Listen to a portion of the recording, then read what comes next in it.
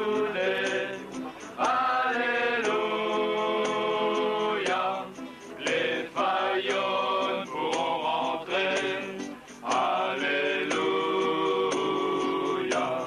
aux délégués qui ont lutté. Alléluia, CGT et CGT. Alléluia,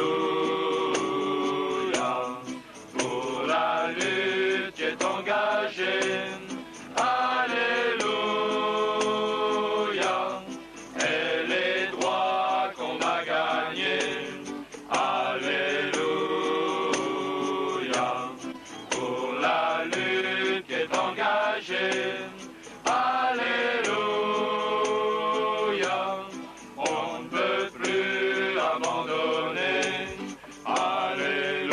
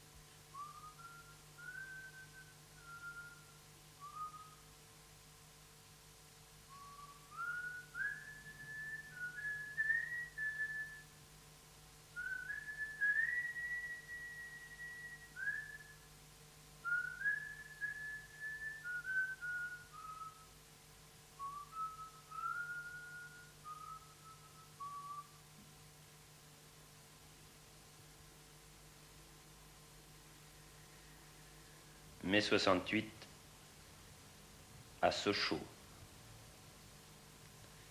Ici, comme dans toutes les usines de France, les travailleurs organisent leur grève.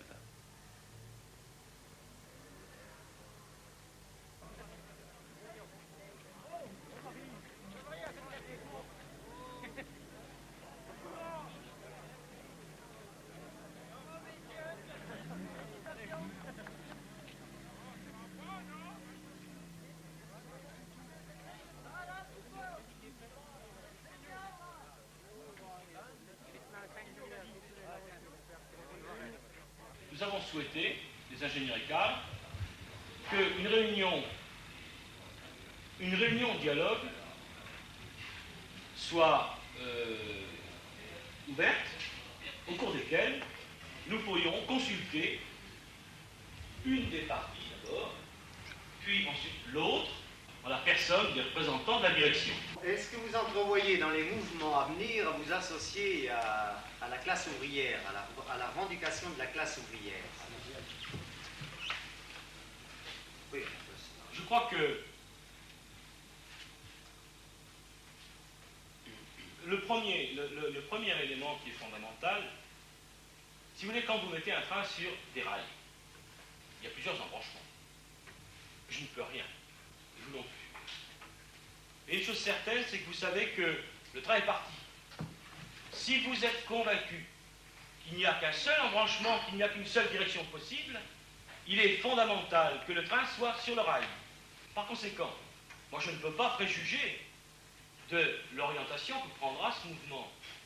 Je crois que, de toute façon, dans la position que prendront les ingénieurs et cadres, il y aura quelque chose de particulier du fait de leur position particulière. Alors levé à 2 heures du matin, départ des bus 3 heures, arrivée 3h30, la sirène 4 heures, le casse-croûte 6h30, de 6h30 à 1h15 terminé, 10 minutes de dépannage, un point c'est tout.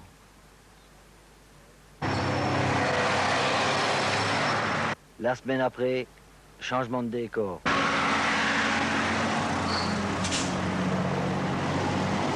Départ des bus, midi. Arrivée, 1h. La sonnerie, 1h15.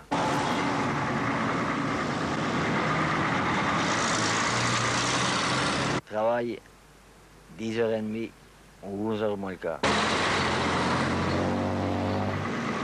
Rentrée à minuit, avec une demi-heure de casse-croûte.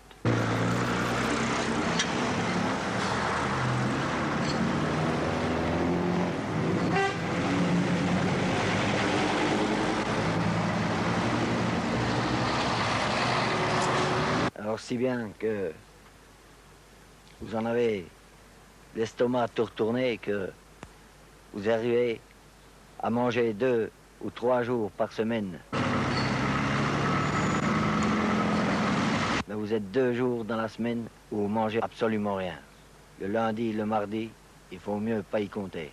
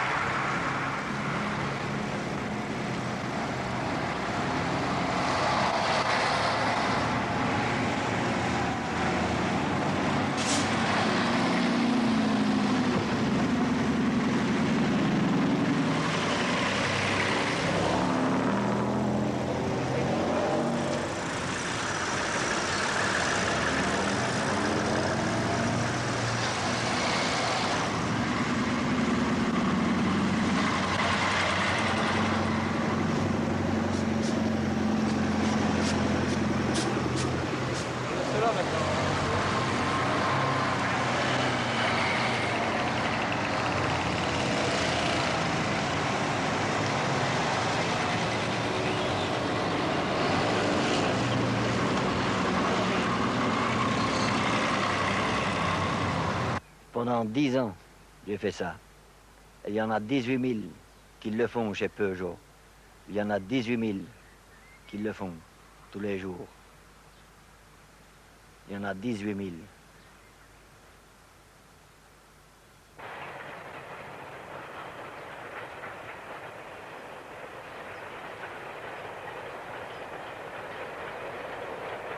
À l'intérieur de l'UMM, c'est-à-dire de l'organisation patronale qui dirige la métallurgie, Peugeot occupe une place prépondérante. Il occupe une place prépondérante là, et dans le pays de Montbéliard, dans le territoire de Belfort, dans tout ce contexte industriel, Peugeot a aussi une place prépondérante. Et quand Peugeot lâche, quand Peugeot ouvre ses fenêtres et s'enrhume, tout le monde éternue dans la région. Or là, en mai-juin 68, et notamment dans les négociations qui étaient intervenues avant le 11 juin, Peugeot avait refusé systématiquement de donner quoi que ce soit et de répondre en quoi que ce soit aux revendications qui étaient posées. C'est ce qui explique de façon très rapide que, d'une part, la métallurgie au plan national avait une position très dure parce qu'elle représente un pourcentage très important de la masse des salariés et que Peugeot dans la région devait avoir une position très dure, d'autant plus dure que dans le passé, Peugeot s'était toujours fait une vaillance et une gloire de casser et de maîtriser à lui seul les conflits qui intervenaient à Sochaux.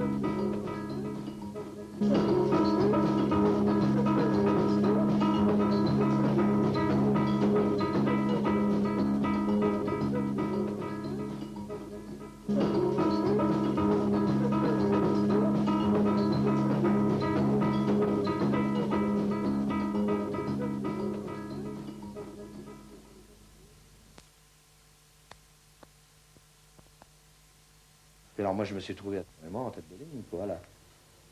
On est reparti. Puis c'est de là que une explosion qui s'est produite, hop, je me suis retrouvé en l'air, les 4 fers en l'air. Puis au moment de me relever, plus de pied. Je me suis aperçu que j'avais plus de pied. Alors qu'est-ce que j'ai fait? Je me suis relevé quand même, puis je suis parti sur une patte, en sautant. J'ai fait jusqu'au feu rouge, là, jusqu'au feu de la bretelle, quoi. Il y avait une dizaine, quinzaine de mètres. Et puis de là, j'ai refait encore un autre coup, une explosion. Ils nous ont renvoyé encore une giglée. Alors j'avais des éclats partout. J'en avais là, oui, je suis encore esquinté là. Ils nous ont arrosé une deuxième fois, quoi. Alors c'est les secouristes qui sont arrivés, qui ont fait arrêter les CRS. Ils ont dit arrêtez, laissez ramasser nos blessés, quoi. Point de vue bagarre, là, pour moi, c'était un engrenage. Il n'y a rien à faire. On arrivait là-bas, où on y allait, puis on se battait, où on n'y allait pas, et puis on se battait pas, ça. Quand j'ai vu qu'ils commençaient à taper sur les ouvriers, tout ça, alors là, j'ai donné un coup de main, quoi, autant dire. On se défendait parce qu'il fallait défendre déjà nos droits, parce qu'on se battait pas contre... On se battait contre les CRS, évidemment, mais c'était pas contre eux, autant dire. C'était contre le patron, quoi, le gouvernement, c'est eux qui les envoyaient, le patron, surtout Peugeot. Ça, c'est sûr qu'ils sont aperçus maintenant que c'était une lutte politique aussi, pas qu'une lutte contre un patron, il faut qu'il lâche. Ils sont aperçus, bien maintenant, quand on discute avec des gars, que vraiment le patron, c'est le gouvernement aussi, les deux n'en font qu'un. Les femmes, les vieillards, tout ce qui passait, là, ils tapaient dessus, ils demandaient. Même les voitures qui étaient garées, hein, c'est pourtant pas des êtres humains, ils tapaient dessus. Hein. Ils mettaient des grenades dans les portes et puis tout. Hein. Alors là, quand on a vu ça, c'était normal qu'on se défende. Hein. J'y allais pas quand même pour me battre. Hein. Je n'allais pas dans cet esprit-là. Mais enfin, j'allais quand même déjà pour, pas dire défendre mon père, mais enfin, voir ce que faisait mon père exactement. Dans quoi il était, quoi. Alors après, ma foi, c'était l'engrenage. Ils criaient, comme si on voyait un film de cow-boy, les Indiens qui crient, ben, c'est exactement pareil. Hein. C'est des moitiés drogués, moitié fous, ces gens-là. On a beau être contre la violence, quand on se fait taper sur la gueule... C'est tous ces jeunes qui sont pris dans ce coup-là, ben, ma foi, c'était leur première fois, hein, beaucoup. Ça aurait pu être évité, à condition que les jeunes puissent être encadrés par des gars qui avaient déjà de la connaissance des luttes passées, toi. C'était quand même pour défendre la classe ouvrière, quand même. C'était les ouvriers, quand même, qui étaient attaqués. C'était pas quand même... Donc, moi, j'étais ouvrier. Je travaillais peut-être pas à Sochaux, mais j'étais ouvrier quand même. Toute la région, c'est Peugeot. Hein. Vous allez... Si bien d'un cours, tout partout, c'est tout Peugeot. Hein. Alors, si vous avez le malheur de critiquer un peu sa loi, ben, c'est pas la peine de chercher du travail par ici. Hein. Mais on savait bien que le patron voulait pas se mettre à genoux au bout de 8 jours, ni 15 jours. Ça, c'était sûr. Il y en avait dans tous les coins, les flics. Partout qu'on allait. On pouvait pas batailler dans un coin, bon, oui, ça y était. Aussitôt qu'il y avait un petit groupe qui était submergé de CRS, il y en avait encore au moins peut-être bien 1000 qui arrivaient. Il y en avait, il y en avait. Je me demandais bien où c'est qu'ils sortaient, ceux-là. Le Peugeot, s'il avait pu renvoyer encore un peu plus de CRS, il l'aurait fait. Lui, Peugeot, lui, c'était massacrer les ouvriers et puis à moi l'usine, quoi. Agrandir, lui.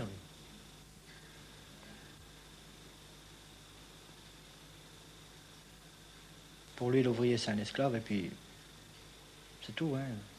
S'ils avaient été un peu encadrés, et puis plus, politiquement, c'était instruit, tout, et ben, on allait jusqu'au bout. Jusqu'au bout, c'est-à-dire fermement, calmement, et puis j'en suis sûr, on aurait fait peut-être 8 jours de plus, on gagnait encore davantage. Tous ceux qui tombaient, hein, s'ils n'avaient pas le temps de se relever, ben, ils arrivaient et puis ils cognaient dessus. Hein. Même étant vraiment blessé, hein. Moi, je vous dis, moi j'avais une jambe en moins, ben, heureusement j'avais un casque, hein, parce que ils s'enfonçaient sur moi comme ça avec le fusil, la crosse, là, puis... Faire une guerre comme ça, à coups de cailloux, contre de la police armée jusqu'aux dents, on va directement au massacre.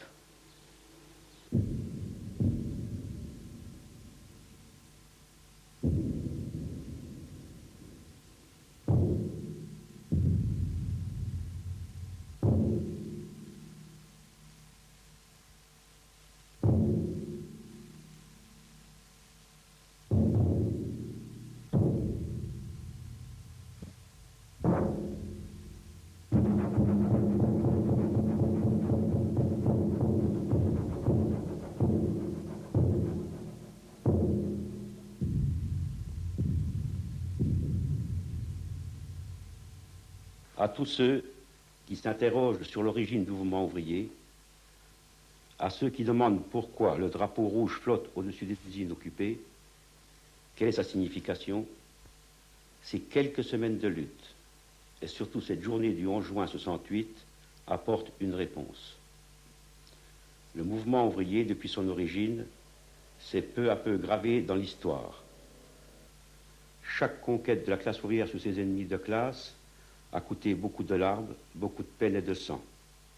Sang d'ouvriers versés généreusement pour qu'enfin quelque chose change. Si le drapeau est rouge, ce n'est pas par hasard. Il l'est du sang versé par les ouvriers et souvent jusqu'au sacrifice suprême. Pierre Bello est un de ceux qui s'inscrivent dans cette longue, très longue liste des victimes de ce combat.